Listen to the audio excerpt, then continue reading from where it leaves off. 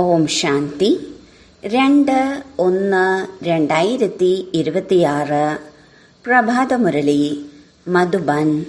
മധുരമായ കുട്ടികളെ, നിങ്ങൾ പരസ്പരം വളരെ വളരെ ആത്മീയ സ്നേഹത്തോടെ ഇരിക്കണം. ഒരിക്കലും അഭിപ്രായ ഭിന്നതയിൽ വരരുത്. ചോദ്യം: ഓരോ ബ്രാഹ്മണ കുട്ടികൾക്കും തങ്ങളുടെ ഹൃദയത്തോട് ഏത് കാര്യമാണ് ചോദിക്കേണ്ടത്? ഉത്തരം: ഹൃദയത്തോട് ചോദിക്കൂ. 1. ഞാൻ ഈശ്വരന്റെ ഹൃദയത്തിൽ കയറിയോ? 2.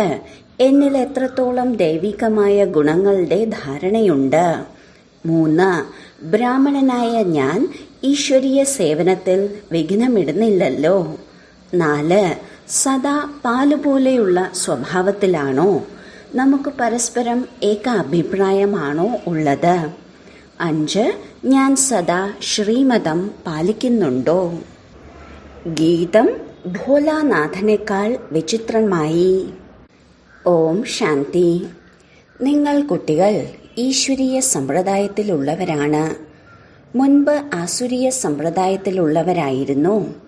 ഭോലാനാഥനെന്ന് ആരെയാണ് പറയുന്നതെന്ന് ആസുരീയ സമ്പ്രദായത്തിലുള്ളവർക്ക് അറിയില്ല. ശിവനും ശങ്കരനും വേറെയാണെന്നും അറിയില്ല. ശങ്കരൻ ദേവതയും ശിവൻ അച്ഛനുമാണ്. ഒന്നും അറിയില്ല. ഇപ്പോൾ നിങ്ങൾ ഈശ്വരീയ സമ്പ്രദായത്തിലുള്ളവരാണ്, അല്ലെങ്കിൽ ഈശ്വരീയ കുടുംബമാണ്. രാവണന്റേത് ആസുരീയ കുടുംബമാണ്. എത്ര വ്യത്യാസമാണ്! ഇപ്പോൾ നിങ്ങൾ ഈശ്വരീയ കുടുംബത്തിൽ ഈശ്വരനിലൂടെ പഠിക്കുകയാണ്. പരസ്പരം ആത്മീയ സ്നേഹത്തിൽ എങ്ങനെയിരിക്കണം എന്ന്. പരസ്പരം ഈ ബ്രാഹ്മണ കുലത്തിൽ ആത്മീയ സ്നേഹം ഇവിടെ നിന്ന് തന്നെ നിറയ്ക്കണം. പൂർണ്ണമായ സ്നേഹമില്ലാത്തവർക്ക് പൂർണ്ണമായ പദവിയും പ്രാപ്തമാക്കാൻ സാധിക്കില്ല. സത്യയുഗത്തിൽ ഒരു ധർമ്മവും ഒരു രാജ്യവുമാണ്. പരസ്പരം ഒരു ലഹളയും ഉണ്ടാകുന്നില്ല. ഇവിടെ രാജ്യഭാഗ്യമില്ല. ബ്രാഹ്മണരിലും ദേഹാഭിമാനമുള്ളത് കാരണം അഭിപ്രായ വ്യത്യാസത്തിലേക്ക് വരുന്നു. ഇങ്ങനെ അഭിപ്രായ വ്യത്യാസത്തിലേക്ക് വരുന്നവർ പിന്നീട് ശിക്ഷകൾ അനുഭവിച്ച് പാസ്സാകും. പിന്നെ സത്യയുഗത്തിൽ അവർ ഒരു ധർമ്മത്തിൽ കഴിയുമ്പോൾ അവിടെ ശാന്തിയുണ്ടാകുന്നു. ഇപ്പോൾ ഒരു വശത്ത് ആസുരീയ സമ്പ്രദായം അഥവാ ആസുരീയ കുടുംബരീതി, ഇവിടെ ഈശ്വരീയ കുടുംബരീതി. ഭാവിയിലേക്ക് വേണ്ടി ദൈവികമായ ഗുണങ്ങൾ ധാരണ ചെയ്യുകയാണ്. ബാബ സർവഗുണ സമ്പന്നരാക്കി മാറ്റുന്നു. എല്ലാവരും ആയി മാറുന്നില്ല.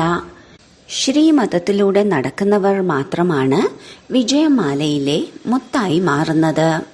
മുത്തായി മാറാത്തവർ പ്രജയിലേക്ക് വരും. സത്യയുഗത്തിൽ ദേവതാ ഗവൺമെന്റാണ്.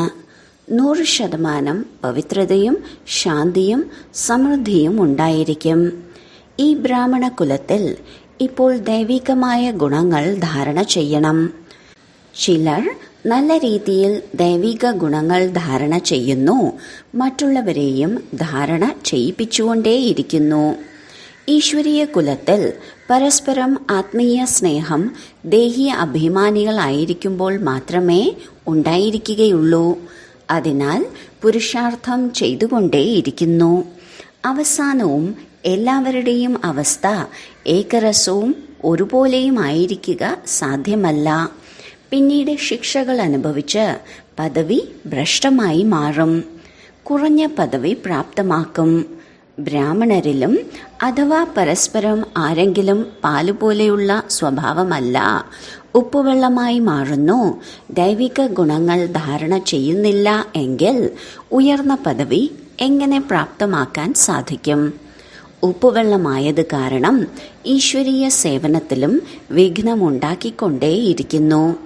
അതിൻ്റെ ഫലമായി എന്താണ് സംഭവിക്കുന്നത്? അവർക്ക് ഉയർന്ന പദവി പ്രാപ്തമാക്കാൻ സാധിക്കില്ല. ഒരു വശത്ത് ഒറ്റക്കെട്ടായിരിക്കുവാനുള്ള പുരുഷാർത്ഥം ചെയ്യുന്നു, മറുവശത്ത് മായ ഉപ്പുവെള്ളമാക്കി മാറ്റുന്നു. അത് കാരണം സേവനത്തിന് പകരം ഡിസർവീസ് ചെയ്തുകൊണ്ടിരിക്കുന്നു. ബാബ മനസ്സിലാക്കി തരുന്നു, നിങ്ങൾ ഈശ്വരീയ കുടുംബത്തിലുള്ളവരാണ്. ഈശ്വരന്റെ കൂടെ കഴിയുന്നുമുണ്ട്. ചിലർ കൂടെ കഴിയുന്നു, മറ്റു ചിലർ വേറെ വേറെ ഗ്രാമങ്ങളിൽ കഴിയുന്നു. എന്നാലും ഒരുമിച്ചാണല്ലോ. ബാബയും വരുന്നത് ഭാരതത്തിലാണ്. ശിവബാബ എപ്പോഴാണ് വരുന്നത്, വന്ന് എന്താണ് ചെയ്യുന്നത് എന്ന് പോലും മനുഷ്യർക്കറിയില്ല. നിങ്ങൾക്കിപ്പോൾ ബാബയിലൂടെ പരിചയം ലഭിച്ചു. രചയിതാവിൻ്റെയും രചനയുടെയും ആദിമധ്യ അന്ത്യത്തിൻ്റെയും രഹസ്യം ഇപ്പോൾ നിങ്ങൾക്കറിയാം. ഈ ചക്രം എങ്ങനെയാണ് കറങ്ങുന്നതെന്ന് ലോകത്തിലുള്ളവർക്ക് അറിയില്ല. ഇപ്പോൾ എങ്ങനെയുള്ള സമയമാണ്? തികച്ചും ഘോര അന്ധകാരത്തിലാണ്. നിങ്ങൾ കുട്ടികൾക്ക് രചയിതാവാകുന്ന ബാബ വന്ന് മുഴുവൻ വാർത്തകളും കേൾപ്പിച്ചു തന്നു. ഹേയ് സാലിഗ്രാമങ്ങളെ, എന്നെ ഓർമ്മിക്കൂ എന്ന് കൂടെ കൂടെ മനസ്സിലാക്കി തരുന്നു. ഇത് ശിവബാബ തൻ്റെ കുട്ടികളോടാണ് പറയുന്നത്. നിങ്ങൾക്ക് പാവനമായി മാറാൻ ആഗ്രഹമുണ്ടല്ലോ. വിളിച്ചുകൊണ്ടേയിരുന്നു. ഇപ്പോൾ ഞാൻ വന്നിരിക്കുകയാണ്. ശിവബാബ വരുന്നത് തന്നെ ഭാരതത്തെ വീണ്ടും ശിവാലയമാക്കി മാറ്റാൻ. രാവണൻ വേശ്യാലയമാക്കി മാറ്റി. സ്വയം പാടുന്നു, നമ്മൾ പതിതരും വികാരികളുമാണെന്ന്. ഭാരതം സത്യയുഗത്തിൽ സമ്പൂർണ്ണ നിർവികാരിയായിരുന്നു. നിർവികാരികളായ ദേവതകളെ വികാരികളായ മനുഷ്യർ പൂജിക്കുന്നു. പിന്നീട് നിർവികാരികളായവർ തന്നെയാണ് വികാരികളായി മാറുന്നത്. ഇതാർക്കും അറിയില്ല. പൂജ്യമായവർ നിർവികാരികളായിരുന്നു. പിന്നീട് പൂജാരികളും നിർവികാരികളുമായി മാറി.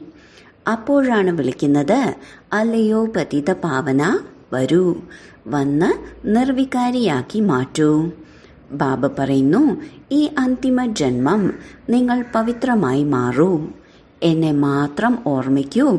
എന്നാൽ നിങ്ങളുടെ പാപങ്ങളെല്ലാം ഇല്ലാതായി തമോ പ്രധാനത്തിൽ നിന്നും സതോ പ്രധാനമായ ദേവതയായി മാറും.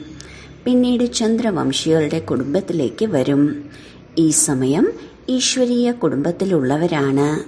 പിന്നീട് ദൈവിക കുടുംബത്തിൽ 21 ജന്മം കഴിയും. ഈ ഈശ്വരീയ കുടുംബത്തിൽ നിങ്ങൾ അന്തിമ ജന്മം കടന്നു പോകുന്നു. ഇതിൽ നിങ്ങൾക്ക് പുരുഷാർത്ഥം ചെയ്ത് പിന്നീട് സർവഗുണ സമ്പന്നരായി മാറണം. നിങ്ങൾ പൂജ്യരായിരുന്നു, യോഗ്യരായി രാജ്യം ഭരിച്ചിരുന്നു. പിന്നീടാണ് പൂജാരിമാരായി മാറിയത്. ഇത് മനസ്സിലാക്കി കൊടുക്കണമല്ലോ. ഭഗവാൻ അച്ഛനാണ്. നമ്മൾ ഭഗവാന്റെ കുട്ടികളാണെങ്കിൽ ഒരു കുടുംബമായില്ലേ? അങ്ങ് മാതാവും പിതാവും നമ്മൾ കുട്ടികളുമാണെന്ന് പാടുന്നുണ്ട്. അപ്പോൾ കുടുംബമായില്ലേ? ഇപ്പോൾ ബാബയിൽ നിന്ന് അളവറ്റ സുഖം ലഭിക്കുന്നു. ബാബ പറയുന്നു, നിങ്ങൾ തീർച്ചയായും നമ്മുടെ കുടുംബത്തിലുള്ളവർ തന്നെയാണ്. പക്ഷേ ഡ്രാമ പ്ലാൻ അനുസരിച്ച് രാവണ രാജ്യത്തിൽ വന്നതിന് ശേഷം നിങ്ങൾ ദുഃഖത്തിലേക്ക് വരുന്നു. അപ്പോഴാണ് വിളിക്കുന്നത്. ഈ സമയം നിങ്ങൾ യഥാർത്ഥ കുടുംബമാണ്. പിന്നീട് നിങ്ങൾക്ക് 21 ജന്മത്തേക്ക് വേണ്ടിയുള്ള സമ്പത്ത് നൽകുന്നു. ഈ സമ്പത്ത് ദൈവികമായ കുടുംബത്തിൽ 21 ജന്മം നിലനിൽക്കും. ദൈവിക കുടുംബം സത്യത്രേതായുഗം വരെ നിലനിൽക്കുന്നു. പിന്നീട് രാവണ രാജ്യമായി മാറുമ്പോൾ നമ്മൾ ദൈവിക കുടുംബത്തിലുള്ളവരാണ് എന്നുള്ളത് മറന്നുപോകുന്നു. വാമമാർഗത്തിലേക്ക് പോകുന്നതിലൂടെ ആസുരീയ കുടുംബത്തിലുള്ളവരായി മാറുന്നു. 63 ജന്മം ഏണിപ്പടി താഴേക്കിറങ്ങിയാണ് വന്നത്. ഈ മുഴുവൻ ജ്ഞാനവും നിങ്ങളുടെ ബുദ്ധിയിലുണ്ട്. ആർക്ക് വേണമെങ്കിലും നിങ്ങൾക്ക് മനസ്സിലാക്കി കൊടുക്കാൻ സാധിക്കും. വാസ്തവത്തിൽ നിങ്ങൾ ദേവീ ദേവതാ ധർമ്മത്തിലുള്ളവരാണ്. സത്യയുഗത്തിന് മുൻപ് കലിയുഗമായിരുന്നു. സംഗമയുഗത്തിലാണ് നിങ്ങളെ മനുഷ്യനിൽ നിന്നും ദേവതയാക്കി മാറ്റുന്നത്. ഇടയിൽ സംഗമയുഗമാണ്. ബ്രാഹ്മണ ധർമ്മത്തിൽ നിന്ന് ദൈവിക ധർമ്മത്തിലേക്ക് കൊണ്ടുവരുന്നു. ലക്ഷ്മി നാരായണൻ എങ്ങനെയാണ് രാജ്യം പ്രാപ്തമാക്കിയത് എന്ന് മനസ്സിലാക്കി തരുന്നു. അവർക്ക് മുൻപ് ആസുരീയ രാജ്യമായിരുന്നു. പിന്നീട് ദൈവിക രാജ്യം എപ്പോൾ എങ്ങനെയുണ്ടായി? ബാബ പറയുന്നു, കൽപ്പകൽപ്പം സംഗമയുഗത്തിൽ വന്ന് നിങ്ങളെ ബ്രാഹ്മണൻ, ദേവത, ക്ഷത്രിയ ധർമ്മത്തിലേക്ക് കൊണ്ടുപോകുന്നു. ഇതാണ് ഭഗവാന്റെ കുടുംബം. എല്ലാവരും ഗോഡ് ഫാദർ എന്നാണ് പറയുന്നത്. എന്നാൽ അച്ഛനെ അറിയാത്തത് കാരണം അനാഥരായി മാറിയിരിക്കുകയാണ്. അതിനാൽ ബാബ ഘോരമായ അന്ധകാരത്തിൽ നിന്ന് പ്രകാശത്തിലേക്ക് കൊണ്ടുപോകാനാണ് വരുന്നത്. ഇപ്പോൾ സ്വർഗത്തിൻ്റെ സ്ഥാപന നടന്നുകൊണ്ടിരിക്കുകയാണ്. നിങ്ങൾ കുട്ടികൾ പഠിച്ചുകൊണ്ടിരിക്കുകയാണ്. ദൈവിക ഗുണങ്ങൾ ധാരണ ചെയ്തുകൊണ്ടിരിക്കുകയാണ്. ഇതും അറിയണം, ശിവജയന്തി ആഘോഷിക്കാറുണ്ട്. എന്നാൽ ശിവജയന്തിക്ക് ശേഷം എന്താണ് ഉണ്ടാകുന്നത്? തീർച്ചയായും ദൈവിക രാജ്യത്തിൻ്റെ ജയന്തി ഉണ്ടായിരുന്നിരിക്കും. സ്വർഗം സ്ഥാപന ചെയ്യുന്ന പിതാവ് സ്വർഗം സ്ഥാപിക്കാൻ സ്വർഗത്തിൽ വരില്ലല്ലോ. പറയുന്നു, ഞാൻ നരകത്തിൻ്റെയും സ്വർഗത്തിൻ്റെയും ഇടയിലുള്ള സംഗമത്തിലാണ് വരുന്നത്. ശിവരാത്രി എന്ന് പറയാറുണ്ടല്ലോ. അപ്പോൾ രാത്രിയിലാണ് ഞാൻ വരുന്നത്. ഇത് നിങ്ങൾ കുട്ടികൾക്ക് മനസ്സിലാക്കാൻ സാധിക്കും.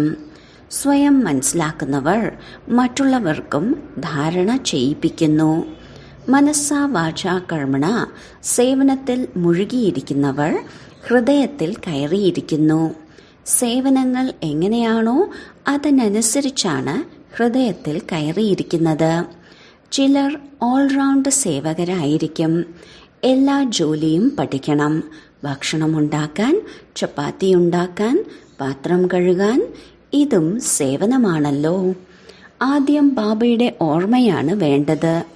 അതിലൂടെ വികർമ്മം വിനാശമാകുന്നു. സമ്പത്ത് ഇവിടെ നിന്നാണ് ലഭിച്ചിരിക്കുന്നത്. സത്യുഗത്തിൽ സർവഗുണങ്ങളാൽ സമ്പന്നമായിരിക്കും. രാജാവിനെയും റാണിയെയും പോലെ തന്നെയായിരിക്കും പ്രജകളും. ദുഃഖത്തിൻ്റെ കാര്യമില്ല. ഈ സമയം എല്ലാവരും നരകവാസികളാണ്. എല്ലാവരുടെയും ഇറങ്ങുന്ന കലയാണ്. പിന്നീട് ഇപ്പോൾ കയറുന്ന കലയാകും. ബാബ എല്ലാവരെയും ദുഃഖത്തിൽ നിന്ന് മോചിപ്പിച്ച് സുഖത്തിലേക്ക് കൊണ്ടുപോകുന്നു. അതുകൊണ്ടാണ് ബാബയെ മുക്തിദാതാവെന്ന് പറയുന്നത്. നമ്മൾ ബാബയിൽ നിന്ന് സമ്പത്തെടുത്ത് യോഗ്യതയുള്ളവരായി മാറുകയാണ് എന്ന ലഹരി നിങ്ങൾക്ക് ഇവിടെ ഉണ്ടായിരിക്കും. മറ്റുള്ളവരെ രാജ്യ പദവിയിലേക്ക് യോഗ്യതയുള്ളവരാക്കി മാറ്റുന്നവരെയാണ് യോഗ്യതയുള്ളവർ എന്ന് പറയുന്നത്.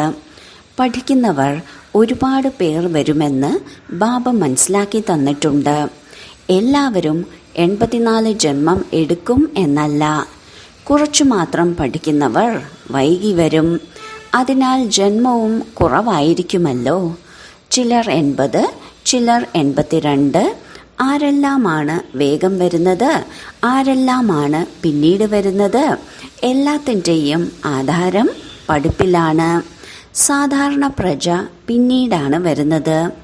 അവർ 84 ജന്മങ്ങൾ എടുക്കുന്നില്ല, പിന്നീട് വന്നുകൊണ്ടിരിക്കുന്നു. തികച്ചും അവസാനമായി വരുന്നവർ ത്രേതായുഗത്തിൻ്റെ അവസാനം വന്ന് ജന്മമെടുക്കും. പിന്നീട് വാമമാർഗത്തിലേക്ക് പോകുന്നു, ഇറങ്ങാൻ തുടങ്ങുന്നു. എങ്ങനെയാണ് ഭാരതവാസികൾ 84 ജന്മമെടുത്തത്? അതിൻ്റെയാണ് ഈ ഏണിപ്പടി. ഈ സൃഷ്ടിചക്രം ഡ്രാമയുടെ രൂപത്തിലാണ്. പാവനമായവർ തന്നെയാണ് പതീതമായി മാറിയത്. പിന്നീട് പാവനമായ ദേവതകളായി മാറുന്നു. ബാബ വരുമ്പോൾ എല്ലാവരുടെയും മംഗളമുണ്ടാകുന്നു.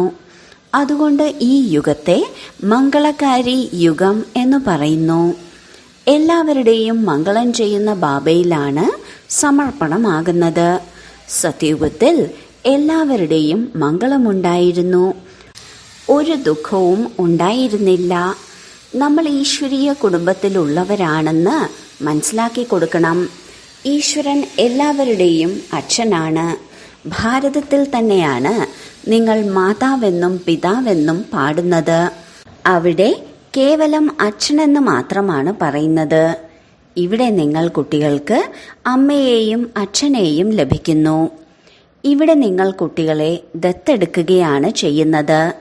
അച്ഛൻ രചയിതാവാണെങ്കിൽ അമ്മയും ഉണ്ടായിരിക്കും. ഇല്ല എന്നുണ്ടെങ്കിൽ എങ്ങനെയാണ് രചനയുണ്ടാകുന്നത്? സ്വർഗസ്ഥനായ പിതാവ് എങ്ങനെയാണ് സ്വർഗം സ്ഥാപിക്കുന്നത്? ഇത് ഭാരതവാസികൾക്കോ വിദേശങ്ങളിലുള്ളവർക്കോ അറിയില്ല. ഇപ്പോൾ നിങ്ങൾക്കറിയാം, പുതിയ ലോകത്തിൻ്റെ സ്ഥാപനയും പഴയ ലോകത്തിൻ്റെ വിനാശവും ഉണ്ടാകണമെങ്കിൽ തീർച്ചയായും സംഗമത്തിൽ മാത്രമേ ഉണ്ടാവുകയുള്ളൂ. ഇപ്പോൾ നിങ്ങൾ സംഗമത്തിലാണ്.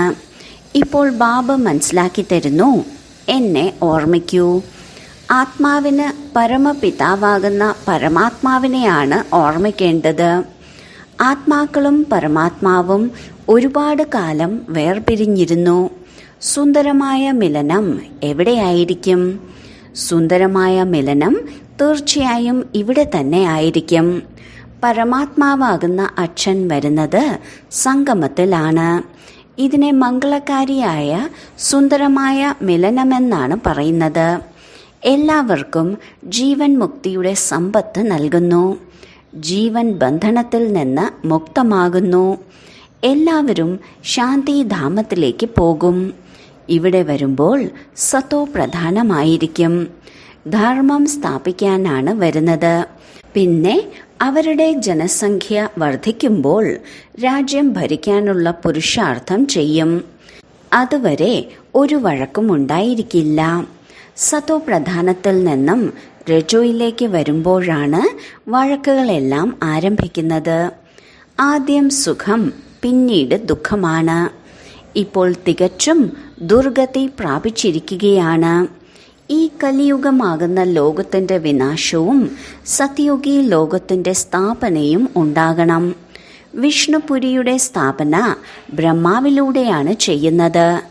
പുരുഷാർത്ഥമനുസരിച്ചാണ് വിഷ്ണുപുരിയിൽ പ്രാലബ്ധം പ്രാപ്തമാക്കുന്നത്. ഇത് മനസ്സിലാക്കാൻ വളരെ നല്ല നല്ല കാര്യങ്ങളാണ്. ഈ സമയം നിങ്ങൾ കുട്ടികൾക്ക് വളരെയധികം സന്തോഷം ഉണ്ടായിരിക്കണം. നമ്മൾ ഈശ്വരനിൽ നിന്നും ഭാവി 21 ജന്മത്തേക്ക് വേണ്ടിയുള്ള സമ്പത്താണ് പ്രാപ്തമാക്കുന്നത്. എത്ര പുരുഷാർത്ഥം ചെയ്താൽ സ്വയത്തെ സമ്പൂർണരാക്കി മാറ്റാം. നിങ്ങൾ സമ്പൂർണരായി മാറണം. ക്ലോക്കുകൾ ലിവറിൻ്റെയോ സിലിണ്ടറിൻ്റെയോ ആയിരിക്കുമല്ലോ. ലിവർ വളരെ കൃത്യതയുള്ളതായിരിക്കും. കുട്ടികളിൽ പലരും കൃത്യതയുള്ളവരായി മാറുന്നു. പലരും കൃത്യതയില്ലാത്തവരായി മാറുമ്പോൾ പദവിയും കുറഞ്ഞു പോകുന്നു. പുരുഷാർത്ഥം ചെയ്ത് കൃത്യത ഉള്ളവരായി മാറണം. ഇപ്പോൾ എല്ലാവരും ഒന്നും കൃത്യതയുള്ളവരായിട്ടല്ല മുന്നോട്ടു പോകുന്നത്. പുരുഷാർത്ഥം ചെയ്യിപ്പിക്കുന്നത് ഒരു ബാബ മാത്രമാണ്. ഭാഗ്യം ഉണ്ടാക്കുന്ന പുരുഷാർത്ഥത്തിൽ കുറവുണ്ട്. അതുകൊണ്ടാണ് പദവി കുറഞ്ഞു പോകുന്നത്. ശ്രീമതത്തിലൂടെ നടക്കാത്തത് കാരണവും ആസുരീയ അവഗുണങ്ങളെ ഉപേക്ഷിക്കാത്തത് കാരണവും യോഗത്തിൽ ഇരിക്കാത്തത് കാരണവുമാണ് ഇതെല്ലാം സംഭവിക്കുന്നത്. യോഗത്തിൽ ഇരിക്കുന്നില്ല എങ്കിൽ പണ്ഡിതന്മാരെ പോലെയാണ്. യോഗം കുറവാണ്. അതുകൊണ്ടാണ് ശിവബാബയോട് സ്നേഹമുണ്ടാകാത്തത്. ധാരണയും കുറവായിരിക്കും. അതിനാൽ അത്രയും സന്തോഷവും ഉണ്ടാകുന്നില്ല. മുഖം തന്നെ ശവത്തിന് സമാനമാണ്. നിങ്ങളുടെ സ്വഭാവം ദേവതകളെപ്പോലെ സദാ ഹർഷിതമായിരിക്കണം. ബാബ നിങ്ങൾക്ക് എത്ര സമ്പത്താണ് നൽകുന്നത്? പാവപ്പെട്ടവരുടെ കുട്ടി ധനവാന്മാരുടെ അടുത്ത് പോയാൽ എത്ര സന്തോഷമുണ്ടായിരിക്കണം. നിങ്ങൾ വളരെ പാവപ്പെട്ടവരായിരുന്നു. ഇപ്പോൾ ബാബ വന്ന് ദത്തെടുത്തു. അതിനാൽ സന്തോഷവും ഉണ്ടായിരിക്കണം. നമ്മൾ ഈശ്വരീയ സമ്പ്രദായത്തിലുള്ളവരായി മാറിയിരിക്കുകയാണ്. എന്നാൽ ഭാഗ്യത്തിലില്ലെങ്കിൽ എന്തു ചെയ്യാൻ സാധിക്കും? പദവി ഭ്രഷ്ടമാകുന്നു. രാജ്ഞിയായി മാറാൻ സാധിക്കില്ല. ബാബ വരുന്നത് തന്നെ രാജ്ഞിയാക്കി മാറ്റാനാണ്. നിങ്ങൾ കുട്ടികൾക്ക് ആർക്ക് വേണമെങ്കിലും മനസ്സിലാക്കി കൊടുക്കാൻ സാധിക്കും. ബ്രഹ്മാവും വിഷ്ണുവും ശങ്കരനും മൂവരും ശിവന്റെ മക്കളാണ്. വീണ്ടും ബ്രഹ്മാവിലൂടെ ഭാരതത്തെ സ്വർഗമാക്കി മാറ്റുന്നു. ശങ്കരനിലൂടെ പഴയ ലോകത്തിന്റെ വിനാശവും ഉണ്ടാകുന്നു. പിന്നീട് കുറച്ചു പേർ ഭാരതത്തിൽ തന്നെയാണ് ഉണ്ടാവുന്നത്. പ്രളയമൊന്നും ഉണ്ടാകുന്നില്ല. എന്നാൽ ഒരുപാട് പേർ മരിക്കുമ്പോൾ പ്രളയമുണ്ടായതുപോലെയാണ്. രാത്രിയും പകലും തമ്മിലുള്ള വ്യത്യാസമുണ്ട്. ബാക്കി എല്ലാവരും മുക്തിധാമത്തിലേക്ക് പോകും. ഇത് പതീത പാവനനായ ബാബയുടെ മാത്രം ജോലിയാണ്. ബാബ പറയുന്നു, ദേഹി അഭിമാനിയായി മാറൂ. ഇല്ലെങ്കിൽ പഴയ സംബന്ധികളെല്ലാം ഓർമ്മ വന്നുകൊണ്ടേയിരിക്കും. ഉപേക്ഷിച്ചാലും ബുദ്ധി പോയിക്കൊണ്ടേയിരിക്കും. നഷ്ടം മോഹയല്ല. ഇതിനെയാണ് വ്യഭിചാരി ഓർമ്മ എന്ന് പറയുന്നത്. സദ്ഗതി പ്രാപ്തമാക്കാൻ സാധിക്കില്ല. കാരണം ദുർഗതിയിലുള്ളവരെ തന്നെയാണ് ഓർമ്മിച്ചുകൊണ്ടിരിക്കുന്നത്. ശരി, വളരെ കാലത്തെ വേർപാടിന് ശേഷം തിരികെ കിട്ടിയ മധുരമധുരമായ സന്താനങ്ങൾക്ക് മാതാവും പിതാവുമായ ബാബ്ദാദയുടെ സ്നേഹസ്മരണകളും പുലർക്കാല വന്ദനവും. ആത്മീയ പിതാവിൻ്റെ ആത്മീയ കുട്ടികൾക്ക് നമസ്കാരം.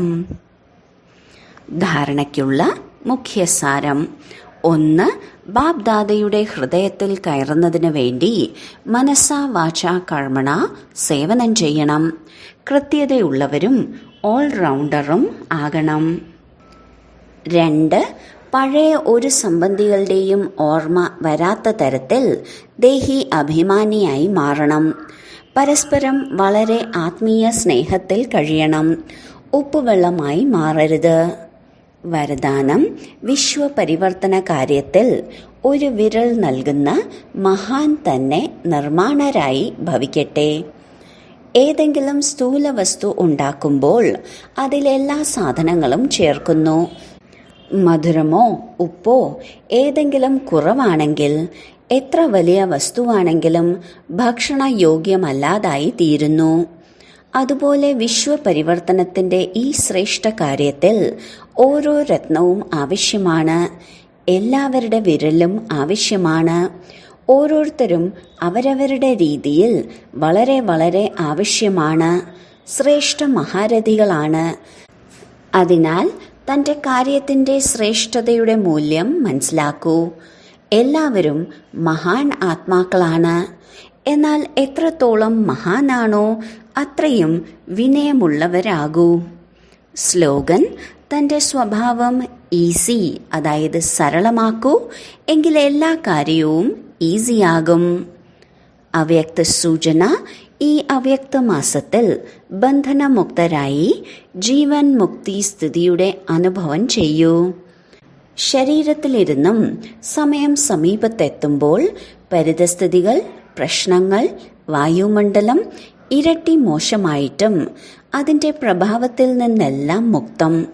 ജീവിച്ചിരുന്നും ഇങ്ങനെയുള്ള സർവ ഭിന്ന ഭിന്ന ബന്ധനങ്ങളിൽ നിന്നും മുക്തമായിരിക്കണം.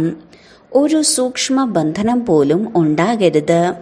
ഇങ്ങനെ ഓരോ ബ്രാഹ്മണ കുട്ടികളും ബന്ധനമുക്തരും ജീവൻ മുക്തരുമായി തീരണം. സംഗമയുഗത്തിൽ തന്നെ ഈ ജീവൻ മുക്ത സ്ഥിതിയുടെ പ്രാലബ്ധം അനുഭവിക്കണം. ഓം ശാന്തി.